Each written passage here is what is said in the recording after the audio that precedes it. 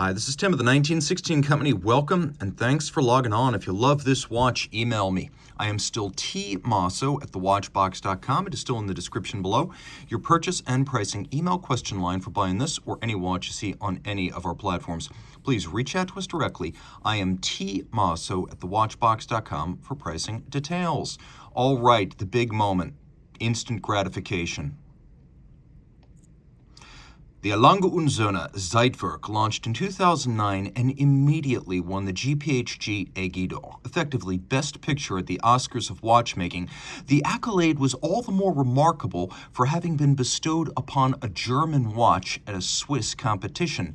Only a year later came the first of several legendary limited edition variants, this one in platinum, the 100-piece Zeitwerk Luminous.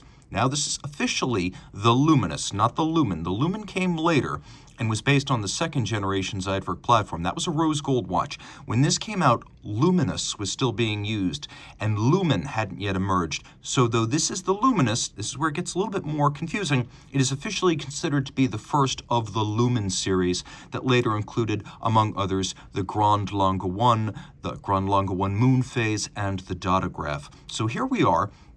The original 42mm diameter case in platinum, and it's a relatively thin watch. It looks thicker than it is. It's 13.1 millimeters thick, and from lug tip to lug tip, 49.7 millimeters with a 20mm spacing between the lugs.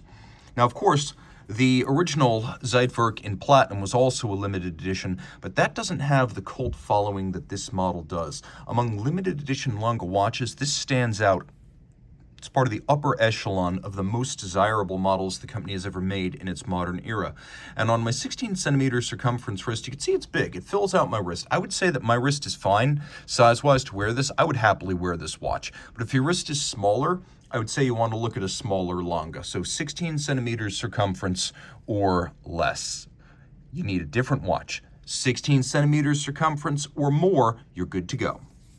Now, the strap, high-grade, large rectangular scale alligator leather, matte black. You can see these are nice symmetrical scales, meaning it's a very high-grade cut of the beast. A little bit of bolstering to give it some volume, and then we have a folded edge with a monotone stitch, and on the bottom, calfskin. You can see no crimping, no gouging, a brand new Lange factory strap. Interesting thing about Lange, even flagship models often include pin buckles, and that's definitely the case right here. You can see the B of Brogioli, the southern Swiss company that is a specialist in clasps and bracelets and pin buckles. Of course, Lange doesn't make cases, bracelets, or clasps, which is why you have that Swiss hallmark next to the B. Taking a quick look at the case, where is this made?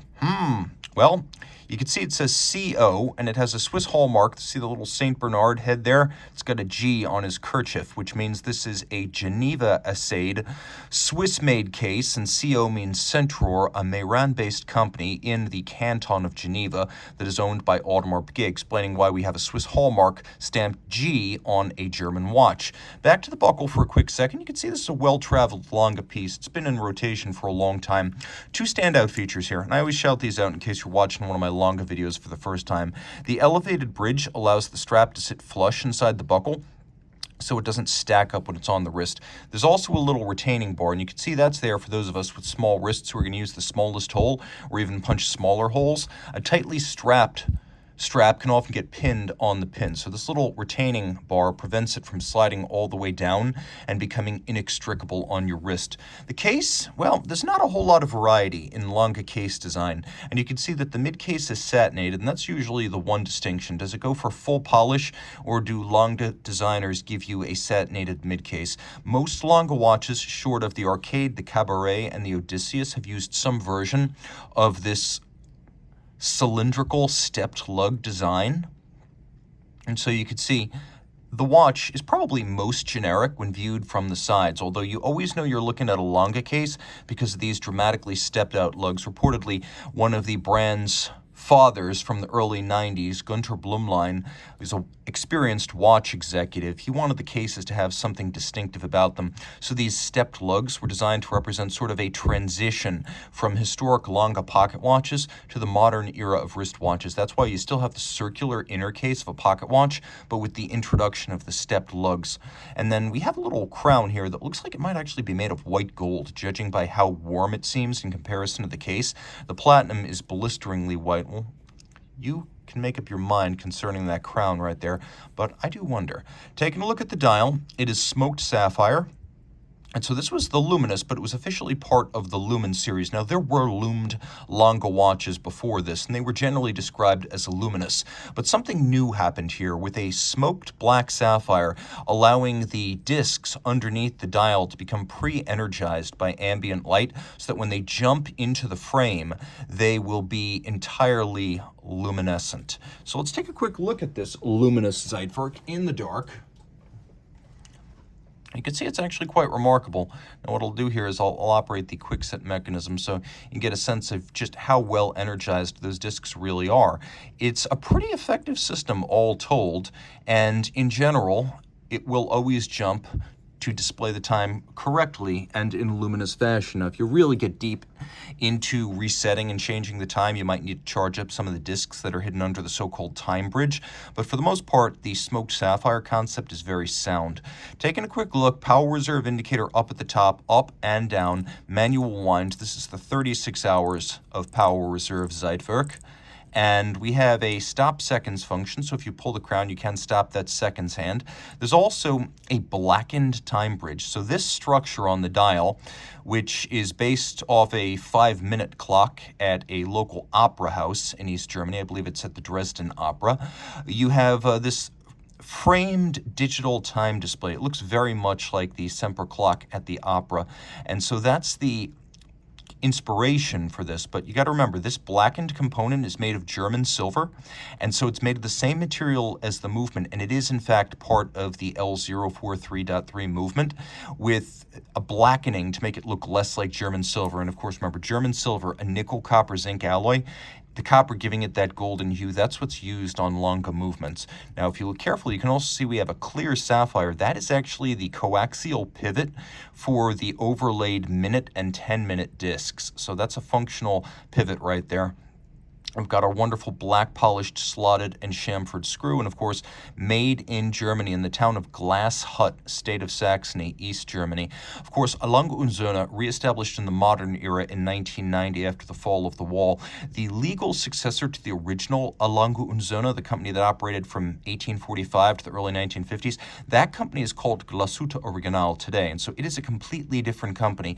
This is a modern creation of Gunter Blumlein, Walter Lange, the last watchmaking scion of the Lange family, and then also an executive named Hartmut Knote, among others.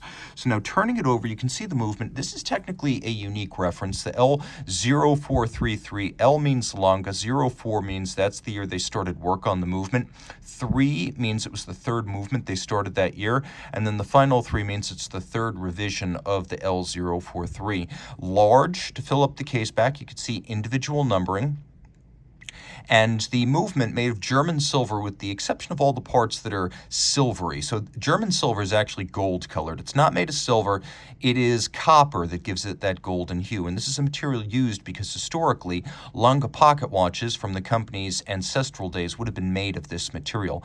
That's the same reason why many of the pivot jewels are fixed in golden cups and then held fast using screws. That chaton construction predates modern jewel pressing methodologies that can precisely set a jewel in a bridge or a plate. It used to be necessary to make a gold cup that was precise and then fix that into the movement with screws. You can see there's solarization on the crown wheel as well as the ratchet wheel.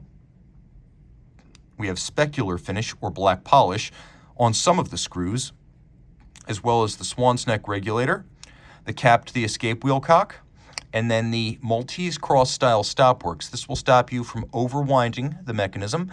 It will apply robust back pressure, and it will also stop the mechanism when it no longer has enough energy to jump the minutes.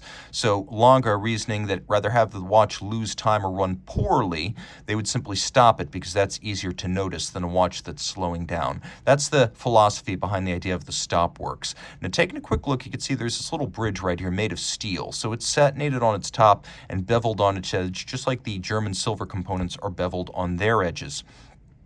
Once a minute, this little pinwheel jumps. It's downstream of the minute jumper. It slows the transmission of energy into a second locking mechanism. This is a separate escapement that locks and unlocks once a minute, and a drivetrain that conducts the energy into a third wheel that sits over a hairspring that has another third wheel under it in turn. So you can see that little blued hairspring in there. Every minute, 1 minute's worth of running energy is deposited by this locking lever into that hairspring. That hairspring is a remontoir constant force device. So it's only the energy in the hairspring that directly drives the escapement. If this mainspring were to drive the escapement, it would be knocking and crashing and soon disabled. There's just too much torque in there. It's necessary to jump the time, but it's way too much for the escapement. So instead, you always have that hairspring topped off once a minute driving the escapement. It's a constant force device that will limit the amplitude fluctuation of the balance and allow very precise 5-position regulation of this free-sprung balance so that in almost any position, thanks to the overcoil, 5-position adjustment, and the remontoir, you've got constant force to the escapement and concentric breathing of the hairspring. So positionally and over time, regardless of the state of wind of the mainspring or the orientation of the watch on your wrist or dresser, it will keep very precise time. Now you can see it pivots on a monumental 68 joules. And then we have a 2.5 hertz beat rate, so 18,000 vibrations per hour. And you can see it is an enormous balance. What it lacks in frequency, it makes up in mass, and that's the give and take of watchmaking. You can go super high frequency with a small balance for accuracy, or you can go low frequency with an enormous amount of inertia, and that is the path Lange watchmakers have chosen. Also important, that overcoil is a rare feature on Lange watches, so just keep that in mind. All of this water resistant down to 30 meters, so please do not take it swimming. When people talk of Lange, and they speak of the big three, the core three, the pillars, they talk about the Lange 1, the Dotograph, and the Zeitwerk. Of those three, the Zeitwerk is by far the most technically ambitious, the favorite of the Silicon Valley set, and in my personal opinion, the most interesting. This remains one of my absolute apex grails. I hope it's one of yours as well. And if it is, reach out to me. I am Team Mosso at thewatchbox.com for purchase and pricing details.